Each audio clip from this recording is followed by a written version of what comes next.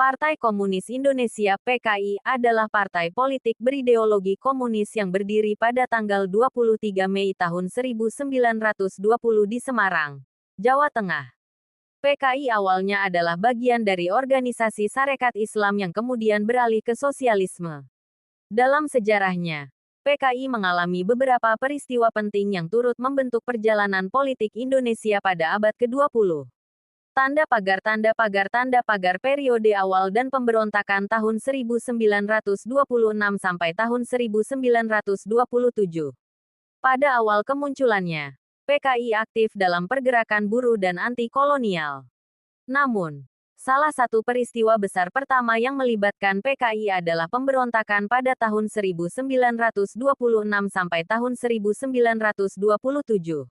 Pemberontakan ini bertujuan untuk melawan penjajahan Belanda, tetapi gagal, sehingga PKI dilarang dan banyak anggotanya ditangkap atau dibuang ke kamp pengasingan. Tanda pagar kebangkitan kembali pasca kemerdekaan. Setelah Indonesia merdeka pada 1945, PKI kembali muncul dan mulai memperoleh pengaruh di berbagai bidang. Partai ini berhasil menjadi salah satu kekuatan politik terbesar di Indonesia pada 1950-an hingga 1960-an, bahkan memiliki basis massa yang luas di kalangan petani dan buruh. Tanda pagar konfrontasi dan peristiwa Madiun 1948. Pada tahun 1948, terjadi peristiwa Madiun, di mana PKI dituduh mencoba melakukan kudeta terhadap pemerintahan yang dipimpin oleh Soekarno dan Hatta. Pemberontakan ini kemudian berhasil ditumpas oleh TNI, dan para pemimpin PKI seperti Musso tewas atau tertangkap. Peristiwa ini membuat PKI semakin mendapat tekanan dan dicurigai oleh militer dan pemerintah. Tanda pagar masa kejayaan dan tragedi G30S 1965.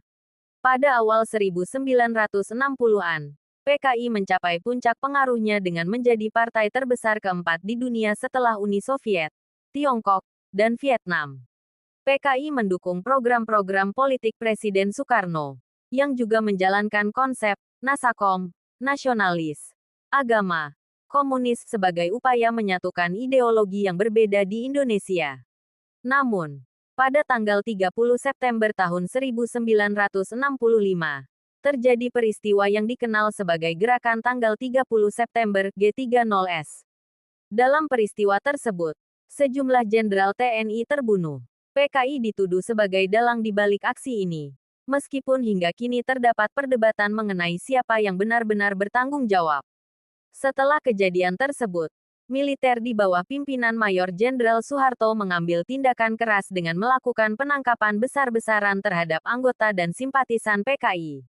Peristiwa ini mengakibatkan pembantaian massal yang menewaskan ratusan ribu hingga jutaan orang di seluruh Indonesia yang dianggap terlibat dengan PKI. Tanda pagar pelarangan dan pembubaran PKI.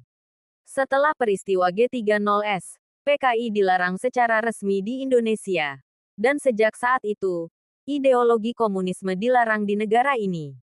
Pembubaran PKI diikuti dengan pemberlakuan larangan simbol-simbol, ajaran, dan penyebaran paham komunisme. PKI memiliki dampak besar terhadap sejarah politik Indonesia, terutama dalam konteks konflik ideologis selama masa-masa awal kemerdekaan. Peristiwa seputar PKI, terutama G30S, menjadi salah satu peristiwa paling kontroversial dan penuh perdebatan dalam sejarah Indonesia, serta berpengaruh besar pada kebijakan politik dan ideologi negara hingga sekarang.